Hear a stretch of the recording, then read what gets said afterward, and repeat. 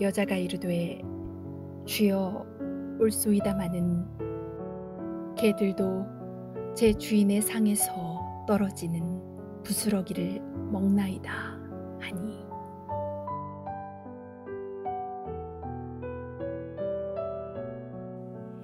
귀신 들린 딸을 둔 가나안 여인은 예수님의 박대에도 절망하지 않고 계속 간구하였습니다. 자녀들이 먹는 떡을 뺏어서 개들에게 던지는 것이 옳지 않다고 매몰차게 말씀하시는 것을 듣고서도 주여 올소이다마는 개들도 제 주인의 상에서 떨어지는 부스러기를 먹나이다 라고 대답했습니다. 절박함에서 나온 지혜로운 답입니다. 예수님은 그의 지혜로운 말을 듣고 감탄하였습니다. 절박함, 여기서 진정한 지혜가 나옵니다. 자신이 가지고 있는 모든 지식과 경험을 총동원하여 하나님을 감동시킵니다. 절박함 가운데 예수님께 나아온 지혜로운 사람들을 보십시다. 혈루증 걸린 여인은 예수님의 뒤에 가서 그의 옷깃을 만졌습니다. 키가 작은 삭개오는 예수님을 만나기 위하여 돌 무화과 나무 위로 올라갔습니다. 어떤 부정한 여인은 예수님께 조용히 나와 눈물로 예수님의 발을 씻겼습니다.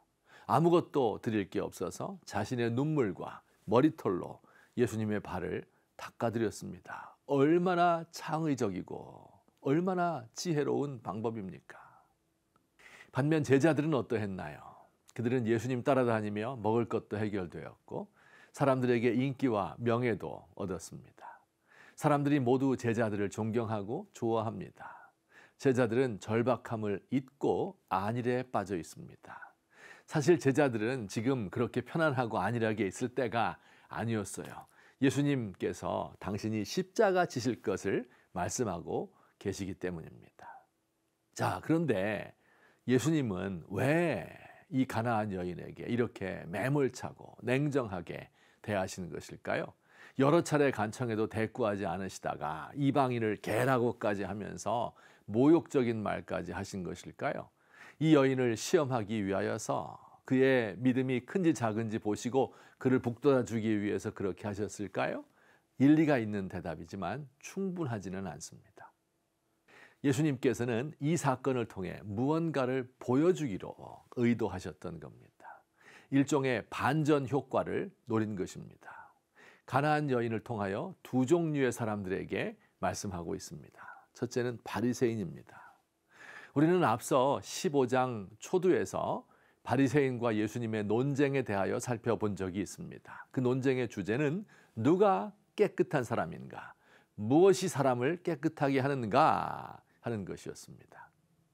바리새인들은 떡을 먹을 때 손을 씻고 잔과 그릇을 깨끗이 닦는 장로들의 전통을 지키는 자신들을 깨끗하고 거룩하다고 생각했습니다. 그들에게 예수님 이렇게 말씀하고 계신 겁니다. 이 여인을 보라. 더러운 귀신 들린 딸을 둔 이방 여인이다. 더러운 귀신이다. 너희들 기준에서 보면 사람 축에도 끼지 못하는 개와 같은 존재이다. 그러나 그의 내면 세계, 그의 믿음을 보라. 절망 중에도 소망을 잃지 않고 절박하고 간절한 마음으로 모든 창의를 성을 동원해서 지혜롭게 말하는 그녀야말로 하나님 나라에 합당한 거룩한 사람이 아니겠는가. 두 번째로 예수님이 이 여인을 본보기로 보여주고 싶었던 대상은 제자들입니다. 예수님은 이렇게 말씀하고 계신 것입니다. 제자들, 이 여인을 보아라. 이방 여인이고 심각한 절망 가운데 있다. 그녀는 나에 대한 지식도 거의 없다. 나에 대한 소문만 들었을 뿐 얼굴 한 번 본 적 없다.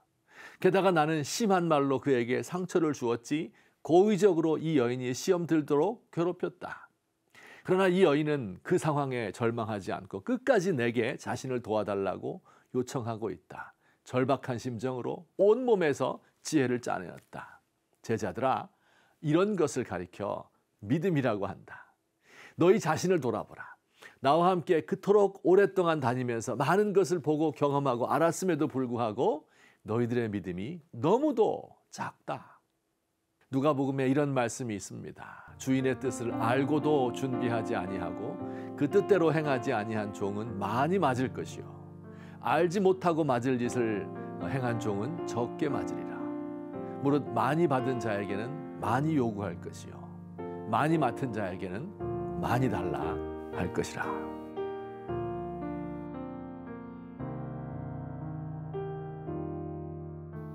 주께로부터 받은 것이 너무 많다 보니 그 은혜를 당연한 것으로 여겼습니다.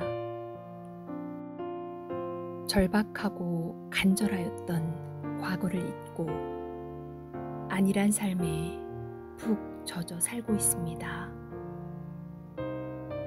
저의 어리석음을 용서하여 주옵소서. 각성하고 삼가고 깨어 있겠습니다. 날마다 새롭게 주시는 주님의 은혜를 기다립니다.